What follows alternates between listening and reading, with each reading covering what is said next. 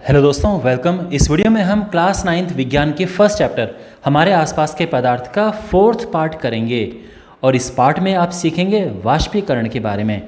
और इस वीडियो को अच्छी तरह से देखने के बाद आप आराम से इन क्वेश्चंस का आंसर दे सकते हैं, जैसे मटके में जल ठंडा क्यों होता है, गर्मियों में सूती कपड़े क्यों पहनते हैं, पंखा चलाने पर हमें ठंडा क्यों महसूस होता है, वाष्पीकरण और क्वथन में क्या अंतर है। बहुत ही ज़्यादा इंपॉर्टेंट क्वेश्चंस हैं ये।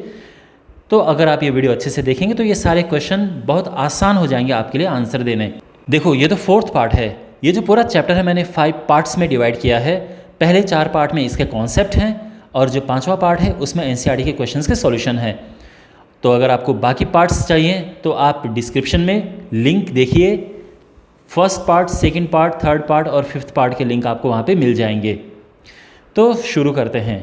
और यहाँ पे सबसे पहले आप सीखेंगे कि वाष्पीकरण क्या है।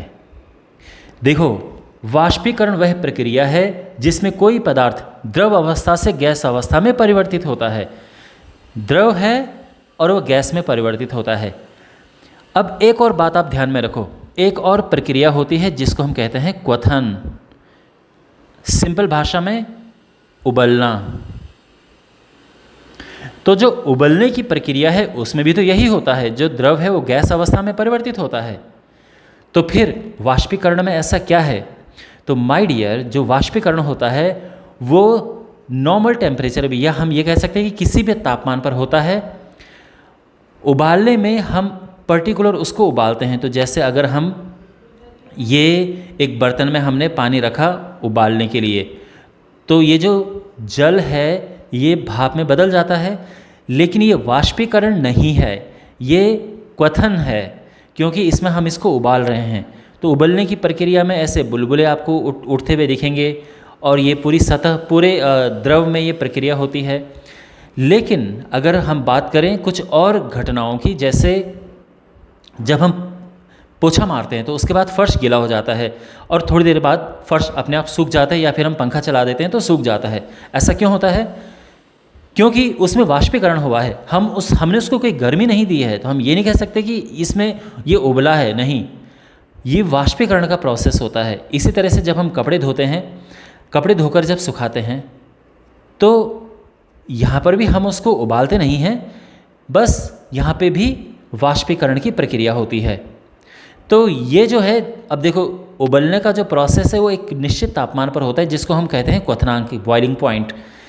पानी के लिए ये 100 डिग्री होता है, लेकिन जब हम कपड़े सुखाते हैं तो हम 100 डिग्री का वेट नहीं करते हैं।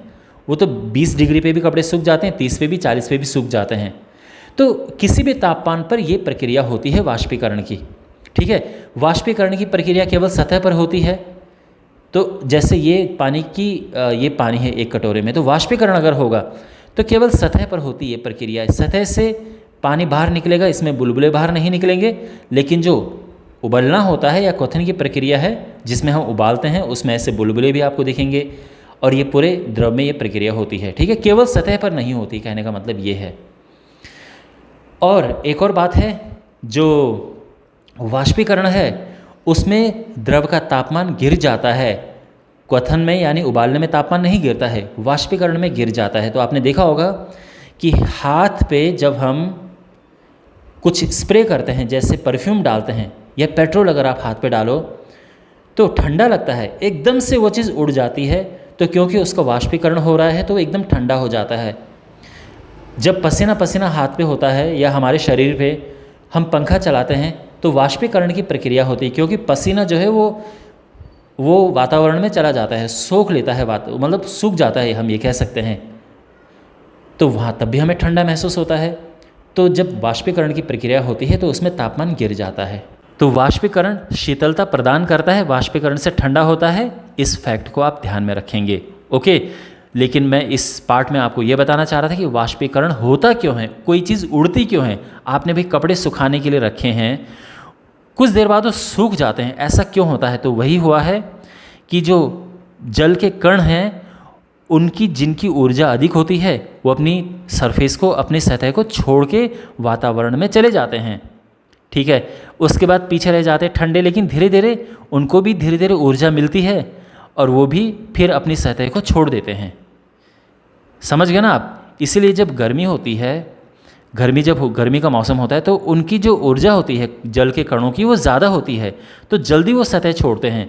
लेकिन जब सर्दियों का मौसम होता है तो इनकी ऊर्जा, कणों की ऊर्जा कम होती है और वो इतनी जल्दी से अपनी सतह को नहीं छोड़ते हैं, इसलिए सर्दियों में कपड़े देरी से सूखते हैं। ये बात समझ आ गई? अच्छा, वाष्पीकरण को प्रभावित करने वाले कारक क्या हैं? यानी ऐसी क्या चीज़ें होती हैं जो वाष्पीकरण को प्रभावित करते हैं? तो देखो यहाँ पे द्रव की प्रकृति है, द्रव की सतह का क्षेत्रफल, द्रव के ताप पर और द्रव के दाब पर ये निर्भर करता है। सबसे पहले बात करते हैं प्रकृति की। देखो प्रकृति का मतलब द्रव किस तरह का है, कौन सा द्रव है। तो एक थाली में हमने लिया जल और एक थाली में लिया है पेट्रोल। जल्दी क्या उड़ेगा? तो आप नोटिस करेंगे कि जो पेट्रोल है वो जल्दी उड़ जाता है। इसका मतलब ये है कि द्रव की प्रकृति पर वाष्पीकरण निर्भर करता है ना। अलग अलग द्रव अलग अलग रेट से, अलग अलग दर से वाष्पीकृत होता है। इसके बाद सतह पर भी निर्भर करता है। अब एक पानी को आपने कटोरे में रखा हुआ है, वो वाष्पीकृत होने में समय लेगा, लेकिन अगर आपने उतने ही पानी को एक थाली में रखा हुआ है तो ये वाष्पीकृत होने में कम समय लेगा। क्यों?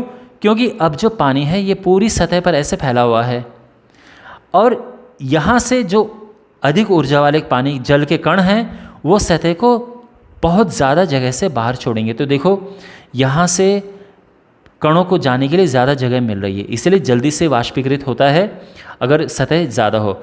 और इसमें कणों को बाहर, अधिक ऊर्जा के कणों को बाहर जाने के लिए कम जगह है, तो इसलिए इसमें वाष्पीकरण का प्रोसेस स्लो होता है।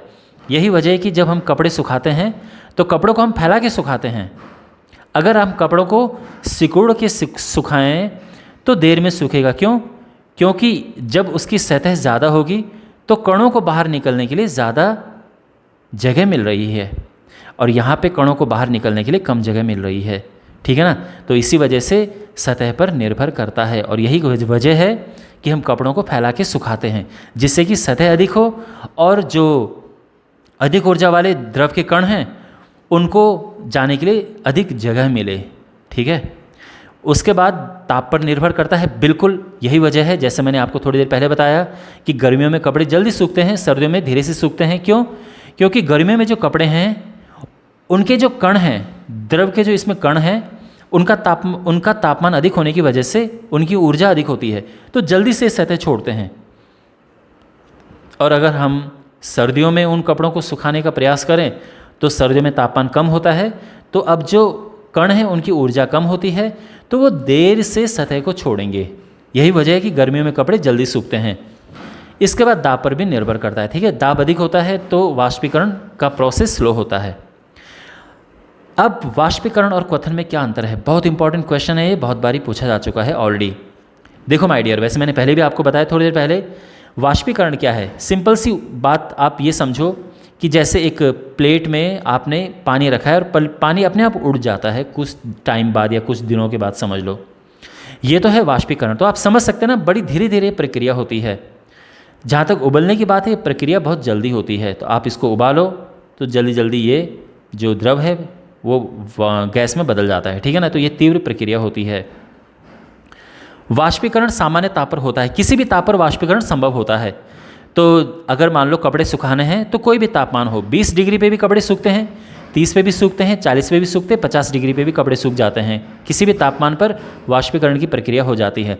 लेकिन जब हम बात करते हैं क्वथन की, तो क्वथन क्वथनांक पर ही होता है। अगर मैं पानी की बात करूँ तो पानी का जो क्वथनांक है वो 100 डिग्री सेल्सियस है।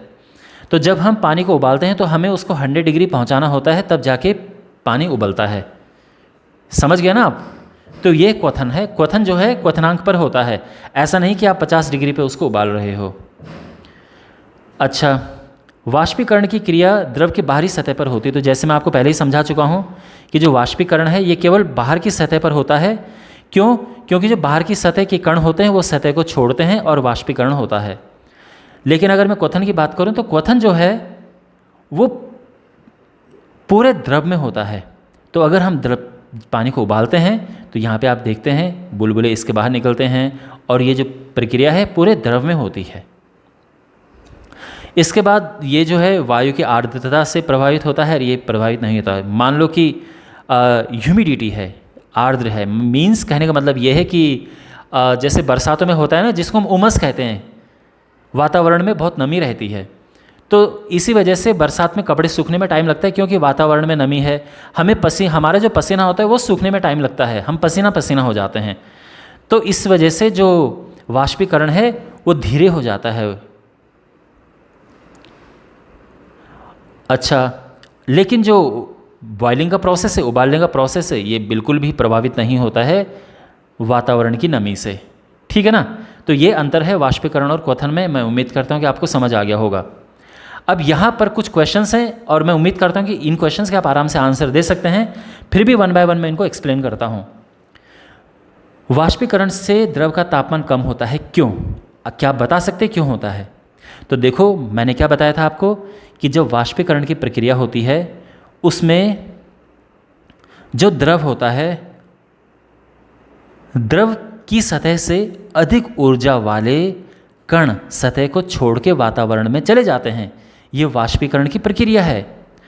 अब अधिक ऊर्जा वाले गर्म होते हैं, इस वजह से जब अधिक ऊर्जा वाले सतह को छोड़ देते हैं तो अपने पीछे वो कम ऊर्जा वाले जो कण हैं, यानी यहाँ पे कम ऊर्जा वाले कण ये पीछे रह गए हैं, ये ठंडे हैं, तो कम ऊर्जा वाले कण पीछे रह जाते हैं।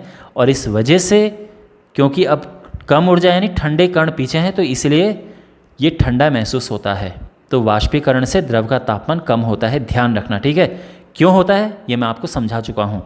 क्योंकि अधिक ऊर्जा वाले यानी जो गर्म है वो सतह को छोड़ देते हैं वाष्पीकरण की प्रक्रिया में, क्योंकि बहुत तेज़ी से गति करते हैं। तो गर्म होते हैं, उनकी गति ऊर्जा ज़्यादा होती है, तेज़ी से गति करते हैं और सतह को छोड़ देते हैं।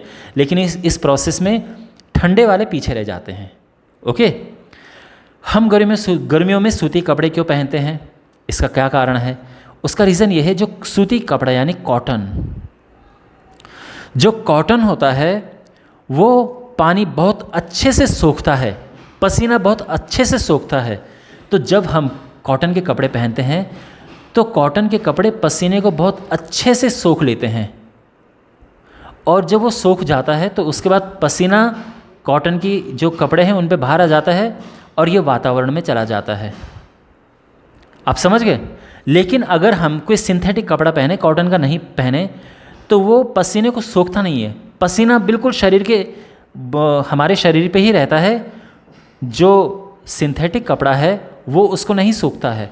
इस वजह से सिंथेटिक कपड़ों में गर्मी लगती है, पसीना पसीना हो जाता है पूरा शरीर। जो कॉटन के कपड़े होते हैं, कॉटन पसीनों को सोख लेता है और वातावरण में भेज देता है, वो फिर वाष्पीकृत हो जाता है। इसीलिए गर्मियों में सूती कपड़े पहनते हैं। पंखा चलाने पर हमें ठंडा क्यों महसूस होता है? पंखा चलाने पर पंखे को चलाने की वजह से जो पंखा है, हमारा जो पसीना होता है उसको वाष्पीकरण होता है, जो स्वेट है वो वाष्पीकृत होता है। और आपको पता है कि जब वाष्पीकरण होता है तो क्या होता है? तापमान कम होता है। समझ गए ना? वाष्पीकरण से तापमान कम होता है, इसलिए हमें ठंडा लगता है। मटके में पानी ठंडा क्यों होता है? तो देखो, मटके में छेद बने होते हैं छोटे छोटे, तो द्रव इनसे बाहर निकलता है, इन छोटे छोटे छेदों से बाहर निकलता है, और ये जो द्रव है ये वातावरण में चला जाता है। यानी यहाँ पे क्या हुआ? वाष्पीकरण हुआ। और वाष्पीकरण से क्या होता है? तापमान कम होता है। इसी वजह से मटके में पानी ठंडा होता है। अंडरस्टैंड? तो मैं उम्मीद करता हूँ कि आपको अच्छे से वाष्पीकरण और उससे संबंधित चीज़ें पता चली होंगी। और अब एग्ज़ाम में कोई भी क्वेश्चन आएगा तो आप आराम से उनका आंसर दे सकते हैं। कोई डाउट हो कमेंट बॉक्स में पूछना, और बाकी पार्ट्स के लिए आप डिस्क्रिप्शन बॉक्स चेक करें। Thanks for watching.